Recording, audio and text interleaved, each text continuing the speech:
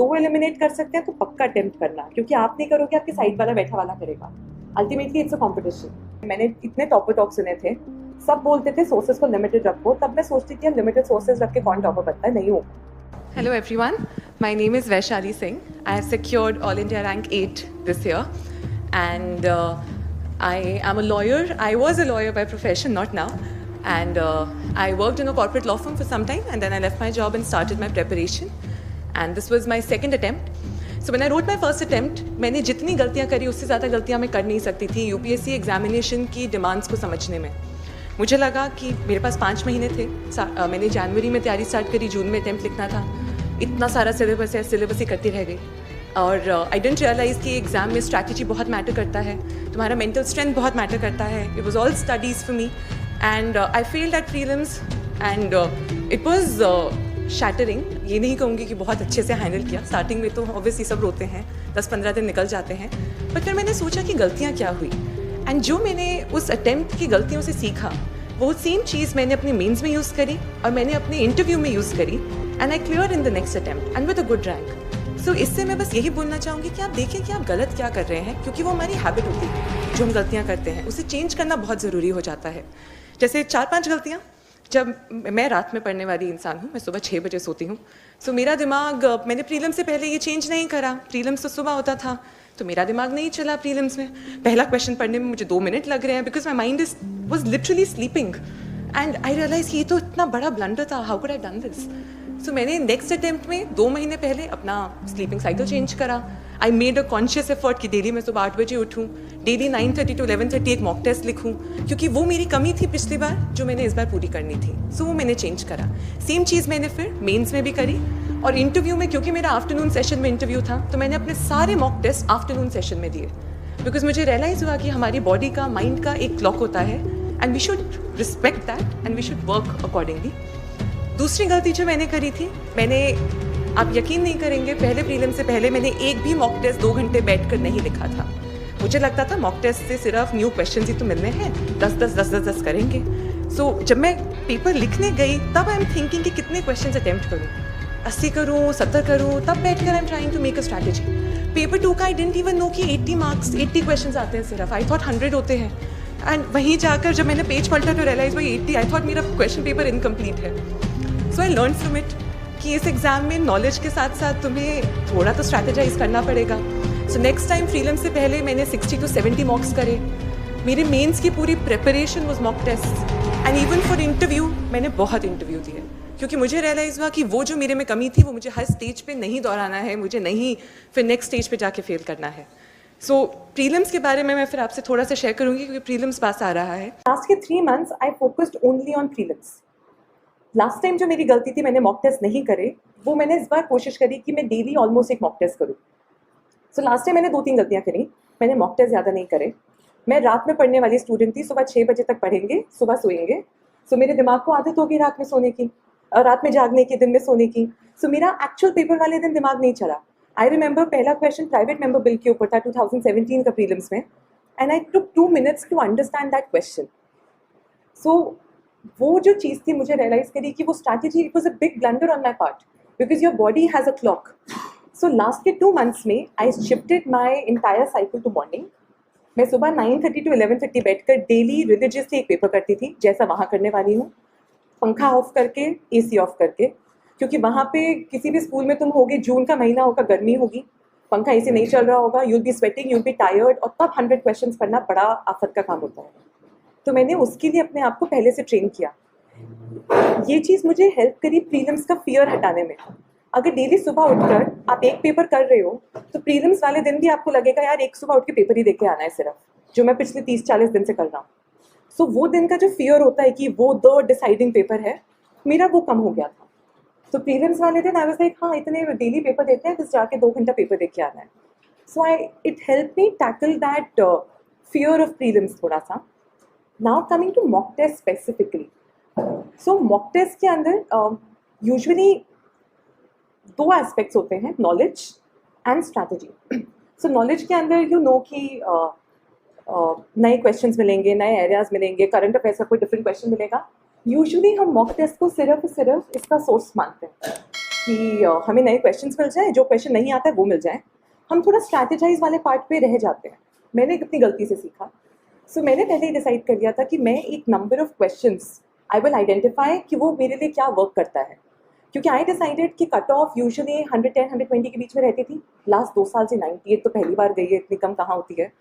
सो मेरा एम था I need to score more than 120, so that after my prelims I don't wait for those 40 days for the results and waste those 40 days जो crucial time होता है mains का पढ़ने के लिए, that I need to clear the cutoff with a margin. So that was my aim. So if I have to score more than 120, then I can't attempt 60 questions, I can't attempt 70 questions, I have to attempt more. So then जब मैंने मॉक्स करना start किया तो मैंने कम से कम 60-70 मॉक्स करे होंगे। अगर आप 3 महीने एक मॉक पर डे करेंगे तो 90 हो जाता है, बीच में थोड़े बहुत cheat days, but ultimately I attempted some 60-70 papers. So हर 10 पेपर्स के सेट में I use to change my number of attempts of questions. I used to maintain a book where I used to note down statistics of every mock test.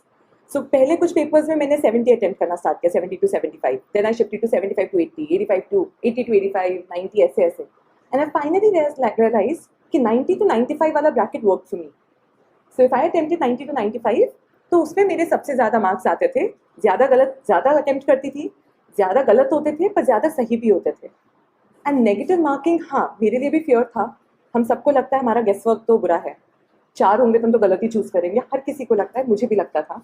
But मैंने जब अपने papers analyse करे तो मुझे realise हुआ कि अगर मैं 40-50 क्वेश्चन भी गेस वर्क कर रही हूँ, क्योंकि करना पड़ता है, किसी को भी मॉक एक्चुअल पेपर में 40-50 से ज़्यादा क्वेश्चन नहीं आते हैं श्योर शॉट, तो आपको वो जो नेक्स्ट 20, 30, 40 क्वेश्चन हैं you will have to make guesses, and वो सिर्फ तब कॉन्फिडेंटली कर पाएंगे जब खुद के गेस वर्क के कॉन्फिडेंस होगा। सो वो कॉन्फिडेंस डेवलप करने के लिए जब मैं मॉक टेस्ट अटेम्प्ट करती थी तो मैं 2 गोज में करती थी। पहले गो में सिर्फ वो क्वेश्चन जो मुझे श्योर शॉट आते हैं, सपोज 40-45। नेक्स्ट गो में वो क्वेश्चन जो मुझे डाउटफुल हैं, एंड उनको मैं पेंसिल से मार्क करती थी सर्कल्स को। फिर मैं एनालाइज करती थी, अच्छा मैंने 40 अटेम्प्ट करे, 25-30 ठीक हो गया, बहुत बढ़िया, पॉजिटिव है ये तो score. Similarly mock after mock I did that exercise and I realised कि नेगेटिव मार्किंग तो है, बट अगर 4 क्वेश्चन में से अगर मैं गेस करती हूँ, मेरा एक भी ठीक हो जाता है तो लेवल हो जाता है, 2 ठीक हो जाते हैं तो ऊपर चला जाता है। एंड जब आप एक क्वेश्चन को सोचेंगे तो लगेगा ये गलत है, बट अगर आप कलेक्टिवली देखेंगे तो स्कोर पॉजिटिव हो जाता है। तो वो एक्सरसाइज मैंने खुद के लिए किया कि अगर मैं ज़्यादा गेस वर्क कर रही हूँ, हाँ गलत भी ज़्यादा होंगे बट सही भी ज़्यादा होंगे, तो मेरे मार्क्स बढ़ रहे थे। So that is what work for me. वो मैंने मॉक टेस्ट कर करके आइडेंटिफाई करा। तो आप भी जब मॉक टेस्ट करें तो आइडेंटिफाई करें कि आपके लिए क्या ब्रैकेट है। आई नो सम स्टूडेंट्स जो प्रिसिशन पे बहुत अच्छे होते हैं and they are very confident about their choices, वो 70 क्वेश्चन करके भी कट ऑफ निकाल लेते हैं। वो मेरे लिए वर्क नहीं कर रहा था। 70 कट ऑफ पे मैं 100-110 पे पहुंच जाती थी, 70 अटेम्प्ट्स पे। सो आप मॉक टेस्ट करते हुए थोड़ा ये ध्यान रखिए कि आप कितने क्वेश्चंस कर रहे हैं। एंड वही जो गेस वर्क भी होता है, गेस वर्क में भी अपना खुद का कॉन्फिडेंस चाहिए कि कुछ तो लॉजिक लगाकर सही हो ही सकता है, और बहुत ऑप्शंस एलिमिनेट हो सकते हैं। सो थोड़ा सा अगर मैं एलिमिनेशन पे बात करूँ, क्योंकि गेस वर्क कहते हैं कि रैंडमली गेस वर्क नहीं, माई स्ट्रैटेजी वॉज कि अगर मैं एक भी ऑप्शन एलिमिनेट कर सकती हूँ, I will attempt that question, there is a chance of I am me getting 1 option correct. And अगर आप 2 एलिमिनेट कर सकते हैं तो पक्का अटेम्प्ट करना, क्योंकि आप नहीं करोगे, आपके साइड वाला बैठा वाला करेगा। Ultimately it's a competition, right? So my strategy was to eliminate option first. And elimination में एक ऑप्शन का आप एलिमिनेट कर ही सकते हो, क्योंकि एक ऑप्शन हमेशा कोई रैंडम ऑप्शन होता है। Random in the sense extreme होगा, या फिर क्वेश्चन के बिल्कुल लॉजिकली नहीं सपोर्ट कर रहा होगा, आप लॉजिकली देखेंगे नहीं कनेक्ट कर रहा होगा, तो आप ऑप्शंस एलिमिनेट करें। आपको यहाँ पे भी कुछ मॉक टेस्ट मिलते हैं, राइट? सो मॉक टेस्ट करें, बहुत रिलीजियसली करें। और अगर कोई डाउट है तो जैसे सर बोल रहे थे कि यहाँ पे आपको पर्सनल गाइडेंस भी मिलती है। सो अगर आपके क्वेश्चंस कुछ गलत हो रहे हैं, आप आइडेंटिफाई नहीं कर पा रहे हैं कि आपके क्वेश्चंस क्यों गलत हो रहे हैं, तो आप किसी थर्ड पर्सन को पकड़ें, आप सर को पकड़ें, पूछें। जैसे मैं अपने कुछ फ्रेंड्स को दिखाती थी कि ये क्वेश्चन मैं बार बार गलत कर रही हूँ, तो उन्होंने मेरे लिए थोड़ा आइडेंटिफाई करा कि क्योंकि मैं लॉयर हूँ, मैं बहुत टेक्निकल हूँ। आपने देखा होगा लॉ के एक बड़े बड़े सेंटेंसेस होते हैं, जब तक उसमें सब कुछ नहीं घुसाते सेंटेंस कंप्लीट नहीं होता है। तो मेरे लिए एक लाइन का स्टेटमेंट मुझे हमेशा इनकम्प्लीट लगता था। अगर उन्होंने डायरेक्टली एंड इनडायरेक्टली नहीं लिखा है तो I will say the statement is wrong. So I realise कि मैं बहुत टेक्निकल हो रही थी, और वो मेरी प्रॉब्लम थी क्वेश्चंस में ऑप्शंस को पढ़ने की। सो मुझे किसी और ने हेल्प किया आइडेंटिफाई करने में, क्योंकि कभी कभी हम सैचुरेट हो जाते हैं। तो आपके पास जो भी पर्सनल गाइडेंस अवेलेबल है, आप उसका यूज़ करें, उनसे पूछें आपको खुद की चीज़ें रियलाइज होंगी। कुछ होते हैं जैसे कुछ एलिमिनेशन टेक्निक्स जो मैंने इसमें यूज़ करी। जैसे एक क्वेश्चन मुझे याद है मॉक टेस्ट का था, उसके अंदर 4 ऑप्शंस थे। 3 ऑप्शंस बहुत ही नॉर्मल लग रहे थे जो कनेक्ट हो सकते हैं। चौथा ऑप्शन एक्सेंचर एक कंपनी है, उसका नाम लिखा था। I had no idea about that question, but मैंने सोचा कौन सा एग्जामिनेशन बनाने वाला इंसान एक्सेंचर ढूंढ कर एक ऑप्शन डालेगा अगर वो गलत ऑप्शन होगा। तो कोई गलत ऑप्शन बनाएगा तो तुम्हें कंफ्यूज करने के लिए बनाएगा, वो ऑप्शन बनाएगा जो तुमने सुना होगा। एक्सेंचर ऑप्शन तभी होगा जब वो एक्चुअल में आंसर होगा। मैंने उस टाइम पे ये लॉजिक लगाया, हर जगह ये नहीं होता है, but I am just saying कि that was how I used to read questions from the examiner's point of view. इसमें आप क्या कर सकते हैं, कोई टॉपिक पढ़े और खुद से एक मॉक में करती थी, कोई भी टॉपिक मैंने न्यूज़पेपर का पढ़ा, सो मैं खुद से उसका एक एमसीक्यू बनाने की कोशिश करती थी, देखने की देखिए मैं कैसे कंफ्यूज करूँगी इसमें। जैसे इसका एक एग्जाम्पल देती हूँ। 15 फाइनेंस कमीशन आया था, उसके अंदर टर्म्स ऑफ रेफरेंसेस थे। अब टर्म्स ऑफ रेफरेंसेस के अंदर 9-10 टर्म्स ऑफ रेफरेंस थे, सारा याद करना बहुत मुश्किल हो जाता है। मैंने नोट करने की कोशिश करी कि उसमें क्या नहीं है। उसमें डबलिंग ऑफ फार्मर्स इनकम जैसे नहीं था। तो अगर मैं एग्जामिनर होती तो मैं कोई ऐसा ढूंढ के लाती जो बहुत न्यूज़ में है, जो लॉजिकली लगता, बट वो उसमें है नहीं। तो मैंने थोड़ा सा एग्जामिनर्स पॉइंट ऑफ व्यू से सोचने की कोशिश करी, तो ऑप्शंस एलिमिनेट करना थोड़ा ईजी हो गया कि इसमें आपको कंफ्यूज करें तो करें कैसे। एक तो ये टेक्निक मैंने यूज़ करी। दूसरा, आप जब ओनली कुछ लिखा होता है, एक्सट्रीम स्टेटमेंट्स होते हैं, अनलेस इट्स अ फैक्ट, हम में से कोई भी एक जनरल स्टेटमेंट फुल श्योरिटी से ओनली ऐसा ही होगा नहीं बोल सकता कि ये करोगे तो एग्जाम क्लियर होगा, में से कोई नहीं बोल सकता, राइट? क्योंकि वो ओपिनियन है, वो एक स्टेटमेंट है। बट अगर आपके पास कोई फैक्ट है, जैसे sun is made only of this या earth is comprises only of this, so वहाँ पे it's a fact, it can be true. So only वाले स्टेटमेंट्स को आप थोड़ा सा इसलिए देखें कि मोस्टली वो गलत होते हैं, कुछ सिचुएशन में सही भी हो सकते हैं। So again that is how you read certain statements. फिर कुछ चीज़ें मैंने और नोट करी थी, राइट। फिर कुछ और लॉजिकली जैसे आप कर सकते हैं। जैसे आई रिमेंबर लास्ट टाइम कोई क्वेश्चन मैं कर रही थी, शायद बायो सीएनजी पे था, and the government was trying to invest heavily on bio CNG. It is a new technology, and उसमें 4-5 ऑप्शन थे। I had no idea about कि बायो सीएनजी क्या है, कैसा है। पर उसके अंदर एक जगह ऑप्शन में कहीं लिखा था कि bio CNG calorific value is less than normal CNG. And मैंने लॉजिकली सोचा, if there is a new technology which is coming up, if the government is heavily investing in it, तो वो टेक्नोलॉजिकली इंफीरियर लॉजिकली तो नहीं होनी चाहिए। अगर वो टेक्नोलॉजिकली सुपीरियर होगी तभी हम उस पर इतना इन्वेस्ट करेंगे, वरना हम कोई और टेक्नोलॉजी उठाएंगे। तो आई थॉट कि ये स्टेटमेंट तो गलत होगा।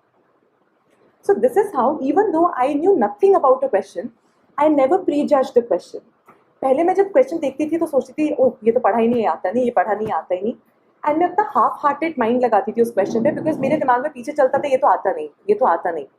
बट मॉक्स आफ्टर मॉक्स करते हुए जब मेरे को 90+ अटेम्प्ट करने हैं, I have to almost attempt every single question. So धीरे धीरे मेरे दिमाग से ये चीज़ निकल गई कि अगर क्वेश्चन नहीं आता तो नहीं आता। मैं क्वेश्चन पढ़ती थी like a question, I use to try and eliminate as many options as possible, बहुत ऑब्जेक्टिवली सारा दिमाग उसमें लगाकर, एंड कहीं ना कहीं से गलतियाँ होती हैं बट सही हो जाते थे। एंड वो वहाँ पे करना पड़ेगा, you will have to make a little bit of guess work, and वो लॉजिकली हो सकता है। मैं एक्चुअल प्रीलिम्स पेपर का एक एग्जांपल लेती हूँ लास्ट टाइम। अपीडा एक एग्रीकल्चर प्रोड्यूस एक्सपोर्ट एक कमीशन है जिसके ऊपर कुछ क्वेश्चन था। उसमें 3 स्टेटमेंट्स दे रखे थे। पहले 2 स्टेटमेंट्स ऑर्गेनाइजेशंस के बारे में था कि कौन सी अथॉरिटी के अंदर आता है, ऑर्गेनाइजेशन के अंदर। सो आई न्यू कि पहला रॉन्ग है, मिनिस्ट्री ऑफ एग्रीकल्चर के अंदर वो नहीं है। सेकेंड के बारे में मुझे डाउट था, पर मुझे था कि शायद सही भी है, but I was doubtful.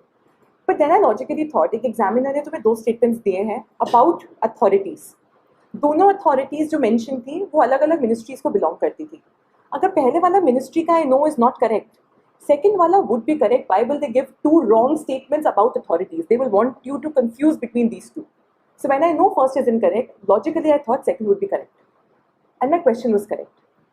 So थोड़े इस तरह के जैक्स कह लो, गेस कह लो, लॉजिकली ऑप्शंस को देखना कह लो, you will have to do. I didn't do this in my first attempt. I attempted less number of questions. I missed the cutoff. I didn't attempt a lot of mocks इस तरह से. I missed the cutoff. So इसीलिए this exam is as much about knowledge as it is about practice and strategy. क्योंकि when the competition is so high, only knowledge will not suffice. And यहाँ पे जब आपके पास opportunity हो, आपके पास personal guidance है, आपके पास अगर मॉक टेस्ट आपको कोई बना बना के दे रहा है करंट अफेयर्स के लिए, तो वो करें। मार्केट में जाइए, जो भी आपको करंट अफेयर्स लेना है, जैसे भी आपको लेना है, आप उनको लिए और आप उनको घर पे कर सकते हैं। I didn't join any institution for mock test practice, क्योंकि ये चीज़ आप खुद से घर पे कर सकते हैं, right. So this was what I did for prelims. Sources वही जो नॉर्मल सोर्सेज होते हैं। मैंने इतने टॉपर टॉक सुने थे, सब बोलते थे सोर्सेज को लिमिटेड रखो, तब मैं सोचती थी लिमिटेड सोर्सेज रख के कौन टॉपर बनता है, नहीं होगा। But then when I didn't have time, I read very limited sources and it worked, क्योंकि मैंने उसको इतनी बार रिवाइज करा कि हर रिविजन में मुझे कोई नया इंसाइट मिलता था, कोई नया पॉइंट मेरे दिमाग में बैठता था, ओ ये तो कभी याद ही नहीं करा था। So multiple revisions help you in that sense. So it is better to read one source multiple number of times, ताकि उसका एक एक वर्ड याद हो जाए, दैन मल्टीपल सोर्स 1 और 2 टाइम्स, क्योंकि नहीं याद होगा। कितना ही हम, आई यूज टू बी वेरी वो कि नहीं my memory is so good, मुझे तो याद हो जाएगा। लक्ष्मीकांत ने मुझे बिल्कुल हम्बल कर दिया, क्योंकि उसका एक एक वर्ड याद करना is impossible unless you given it a multiple number of revisions. So that is what I did. For example, modern Indian history के लिए मैंने सिर्फ स्पेक्ट्रम पढ़ा। सपने थे मेरे कि मैं बिपिन चंद्रा भी पढ़ूंगी, एटलीस्ट एनसीईआरटी तो पढ़ूंगा। आई spectrum 2 times and I will supplement it with mock tests, and that's what I did. So mock test will give you those new questions, क्योंकि वो भी ढूंढ ढूंढ के लाते हैं, हर किसी को अपने mock test बेटर बनाने हैं, कोई स्पेक्ट्रम से क्वेश्चंस नहीं डालता है आजकल mock test में भी। So there you'll find new questions. So don't focus too much on learning too much. Learning and mock test attempt करना important है। So last के 2 months में my focus was on revision and on mock test. So first half में I used to do my mock test. लगते हैं mock test में 4-5 घंटे। So सिर्फ आप एक्सेप्शन नहीं है, अगर आपको 5-6 घंटे मॉक टेस्ट में लगते हैं, सबको लगते हैं। 2 घंटे अटेम्प्ट करना, 2-3 घंटे पढ़ना, एनालाइज करना। एंड शायद ये हेल्प करे, जैसे मैं मेंटेन करती थी अपना एक नोटबुक जिसमें मेरे सारे मॉक टेस्ट के मार्क्स, उसको मैं ऐसे नोट करती थी, number of attempts, number of correct questions, number of incorrect questions and marks. So उससे आई कुड सी कि टुवर्ड्स द एंड जब मैं 90 to 95 कर रही थी, मेरे ज़्यादा मार्क्स आ रहे थे, कम कर रही थी तो कम आ रहे थे, वहाँ से